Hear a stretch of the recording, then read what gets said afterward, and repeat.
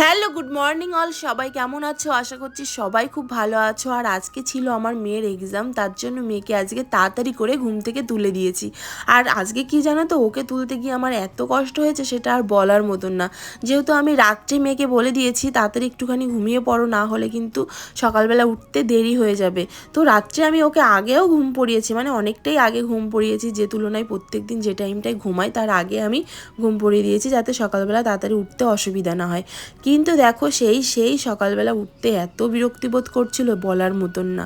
তো যাই হোক, ওকে তুলতে গিয়ে আমার অনেক কষ্ট হয়েছে, কিছুতেই উঠতেই চাইছিল না। যেহেতু বাচ্চা মানুষ, তো তারপরে এই যে মর্নিং স্কুলে এতটা কষ্ট হয় বাচ্চাদের জন্য, সেটা আর বলার মতন না। তারপরে আবার বনগা থেকে অনেকটা ভেতরে, তার জন্য আজকে তো পরীক্ষা, তার জন্য আমি আজকে মেয়েকে তাড়াতাড়ি করে ঘুম থেকে তুলে দিয়েছি। এইদিকে তোমাদের দাদা ভাইও রেডি হচ্ছে, আর এইদিকে আমি মেয়েকেও রেডি করাচ্ছি। আর এদিকে কি বলতো, আজকে মেয়ে রেডি হতে গিয়ে মানে এতটা বিরক্তিবোধ হচ্ছে সেটা আর বলার মতন না। আমি বলছি এইদিকে তাড়াতাড়ি না করলে কিন্তু হবে না, একটুখানি বকা দিয়ে ঘর থেকে চলে যাচ্ছিলাম ঠিকই, তারপর বলে কি ঠিক আছে আসো আসো, ঠিক আছে। কারণ কি বলতো, মানে মানে ওদের জন্য একটুখানি কষ্টকর হলেও কিন্তু এটা তো তাড়াতাড়ি করতে হবে, তার জন্য আমি বলছি তাড়াতাড়ি করো, না হলে দেরি হয়ে যাবে।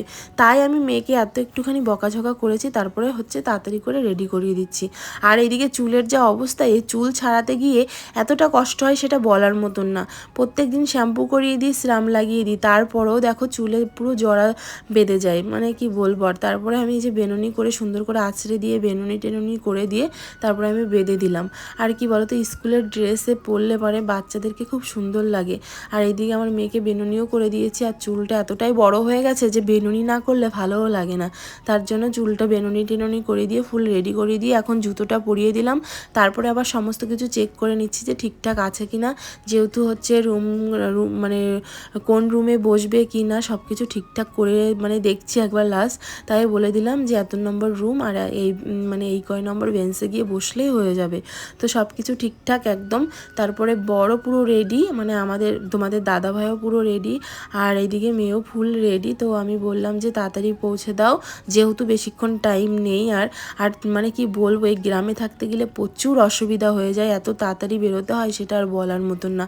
তাই বললাম একটু আগে আগে বেরো, যাও, যেহেতু বাইকটা যাতে জোরে না চালাতে হয়, তার জন্য তাড়াতাড়ি করে রেডি করে বেরিয়ে যেতে বললাম।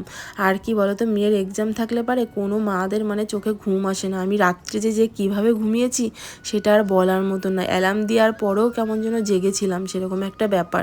আর এইদিকে দেখো আজকের বাইরের আকাশটা দেখো, হ্যাঁ কেউ বলবে না যে এখন গরমকাল, রাস্তার দিকে তাকালেই মনে হচ্ছে কুয়াশা কুয়াশা ভাব। তো যাই হোক, গরম পড়ে গেছে তো ওর জন্য একটুখানি কম কম লাগছে।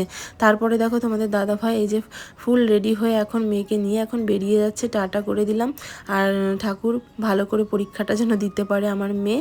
টাটা, সবাইকে ভালোবাসা।